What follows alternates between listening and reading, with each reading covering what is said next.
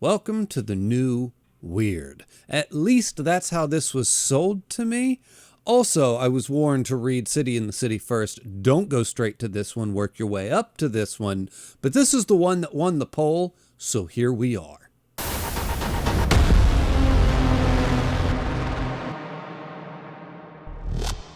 Today we're talking about Perdido Street Station by China Mieville, and this is a spoiler-free review, so feel free to stick around. We will not be spoiling anything. I'll be talking about the story in broad strokes and just my general review of this book. Also, to be honest, I don't know why this was so heavily warned, like, oh, no, go do City in the City first, work your way up to Perdido Street. It gets weird.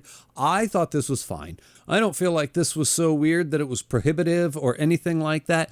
But then again, in all fairness, I come from a background in reading that includes superbly weird shit.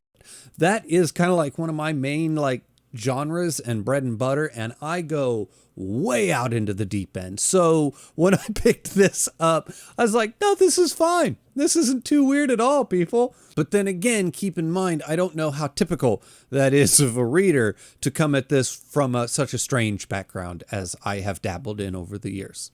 So what did I think about this book? Well, personally, I thought it was great. I actually really genuinely liked this book. China is a spectacular writer and genuinely gifted at his craft. And I will say what I got from this book was not what I expected to get when I opened it and started reading. I don't know if that's because when everybody warns you about him, they're like, watch out, he's aggressive. Watch out, he's angry at times. Watch out, he's weird, the new weird, super weird. Oh, look out. Work your way up to the weird level in his book. So I don't know what I was expecting. Maybe it's simply his appearance. With all of his gauged out earrings, he kind of looks like the lead singer of an early 2000s heavy metal band. I don't really know. All I know is I didn't really expect what I got. And then when you get into the book and you start reading it, the writing is so almost beautiful. Well, it is literally beautiful at times. The writing, at least the way that he has written these books. Then there's some passages which are just stunningly beautiful. Take, for example, the end of every part of the book. The book is broken up into part 1, part 2, part 3. And then for the very last couple of pages, the whole book is written in a third-person perspective. But for the last couple of pages of every single part, he will switch to a first-person perspective, and he will write those sections from the perspective of one of our characters. It's the same character every single time, but it's just these little blips that you get at the end of each part, and they are so stunningly well written. It almost reads like poetry. It is literally beautiful. Just the language and the prose and the way that he puts these sentences and these passages together, literally beautifully written. His grasp and understanding of the English language is superb. So much so that when I got done reading this, I went online and I found a couple of interviews because I just wanted to see what he kind of had to say about himself and his writing and whatnot. And he speaks almost just like he writes. It's so just overly verbose, and he has this way. There was an interview where he's talking to this guy and he asked him a question. I want to say it was about Cthulhu, and he kind of works his way out and winds back and around back to the answer, and he looks at the interviewer and he's just like, does that answer your question? And the interviewer's just like, if I know, dude. Like, he looks so lost after listening to China talk for a minute or two. Some of them are like that, but some of them are like these extraordinary extruded pieces of kind of idiot-savant avant-garde, and that is one of them. And so that process of estrangement, I think, is something that I'm very, very keen to tap into. Was that your question? Yeah. Okay. To be honest, reading this kind of reminded me of my first experience reading Clive Barker, because that was another one where I had very different expectations versus what I got. And Clive is another one who has very beautiful writing and very beautiful ways of describing very horrific things. Whereas China, on the flip side of that, isn't really describing horrific things, but he's really flowery, he's very verbose, he's very sophisticated in the way that he writes, and he's describing very gross or disgusting things while using this overly verbose and sophisticated language to do it, instead of describing the horrific. But the experience was much the same, I thought. Then I saw that China had listed Mervyn Peake as one of his influences in writing, and that absolutely comes through in the writing. There is this very distinct labyrinthine, twisting, winding feeling to the way that the paragraphs are structured and written. And there's this lyrical prose that's almost like reading poetry. Add to that the feeling of existing in a completely unique world that's so utterly detached from our own, while somehow feeling eerily similar to our own, while being completely different. And I'm still just comparing the writing to Mervyn Peake's writing, the actual style of writing. We could boil it all the way down to just having silly names for the characters if you wanted to, and consider that a Mervyn Peake similarity. Anyway, back to China. Then there is the inherent sense of humor that is baked into this book. And I don't know if it was just me. I don't know if this book was intended to be as funny as it was, because it's very serious. And like I said, it's very sophisticated in the prose and all of that stuff. But then there are just these shocks of like straight up laugh out loud funny sections, like humor. And I don't know if he meant it for it to be funny, or if I'm just a f***ed up person who finds this hilarious. There was a time when I read my books, I almost always have a physical copy and an audiobook version downloaded, and I'll sit at night and I'll read the book physically, and then like if I'm doing chores or something like that, I have an audiobook version that I listen to in between. Then I'm at the gym, like surrounded by all these people with my little noise canceling headphones on, just doing my thing at the gym, and it got to a part and he caught me so off guard, I literally was like, huh, and I'm like in the middle of all these people, I'm like, oh, that was embarrassing. like just out of nowhere, literally. Anyway, hilarious. There are points, like I'm not trying to say that this is a funny book and like you're going to be laughing all the way through. That is not the case. But they're like, he'll just hit you with a line that's just hilarious to me. I don't know if there's like, if that's a thing that he's known for, is his humor, because I wasn't sold on humor. Nobody warned me that this guy was going to drop lines every couple of chapters that just literally I had to laugh out loud and I couldn't stop chuckling for a minute or two.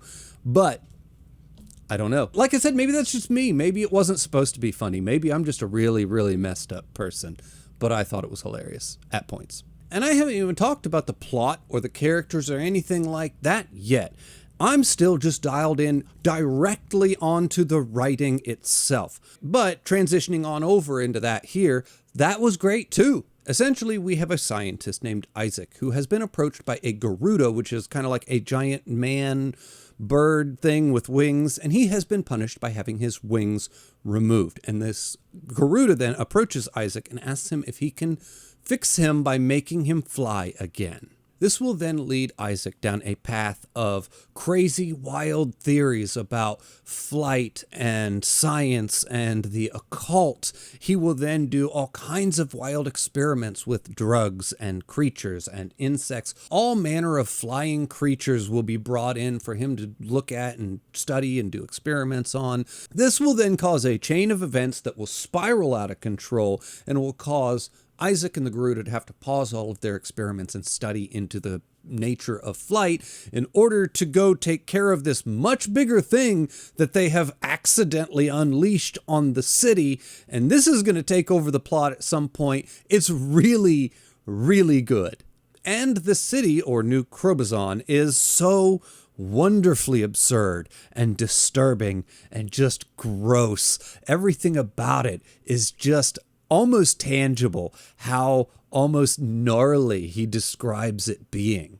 And then inside the city, you have all the different creatures and the birdmen, and you have humans that have bugs for heads. There are giant interdimensional spiders that weave webs between dimensions. Like, it's weird. And then going back to the plot for a second, it is just insane. It'll be going so hard in one direction just to take a left turn and go somewhere completely different for a shocking amount of time before it circles back around and ends up back kind of tying up what he was doing earlier in the book. It's fascinating. It's kind of a little bit all over the place, but it never feels out of control. It never feels like it's lost direction or purpose. And like I said, he always kind of brings it back around to what he was doing over here at the start. It's very well done. And then after he comes back around and ties everything off rather neatly, might I add, he really throws one last moral problem at you at the end just to kind of fuck with you and to fuck with the main character Isaac, which, by the way, really kind of tests your morals as a reader, because even though Isaac ultimately makes the right decision, it still feels kind of like a shitty thing to do because of the journey that we've just been on and because of everything that we and all the characters have been through. It somehow feels shitty, even though it's the right thing to, he didn't make it easy in the end. That's for sure. Now, I also want to say, after if you've made it this far into the video of me just kind of gushing about how much I like this, I do want to point out that this book definitely will not be for everybody. I probably should have put this at the beginning, but it definitely isn't for everyone. Just the writing alone is going to throw a lot of people right off the bat. And I know I've done a lot of talking. It was one of my favorite parts of the book is the writing itself. And I've called it sophisticated, and I've called it verbose, and I've called it poetic and all of this other things. But I can already hear people losing their minds calling it pretentious, because it very much so can feel just like that. And if that doesn't get you, then his insistence on making everything grimy or gross or uncomfortable or aggressive might. And then there's the complete and utter insanity that is the plot of this book, and his complete lack of care for adhering to any type of a normal structure for the narrative of the book. But for those people who are into this kind of thing and connect with his writing, I feel like you will really connect with his writing. And to that I say, welcome to China Mieville, the gross Mervyn Peake whose characters use profanity in their poetry. And I just think that that is a wonderful thing, and that is a place and a space in literature that I am glad that I have found. Anyway, I'd say that this book was absolutely great. I would say probably 9 out of 10. I thought it was wonderful, and now I'm kind of eager to get to The City and the City and see what that one's like as well. Probably not right off the, probably not right away, but sooner rather than later, I'll probably next couple of months try to squeeze that one in somewhere. Anyway, as always, everybody, the link for my Patreon's in the description below. The link for my Discord's in the description below. Thank you for watching, and I'll see you next time.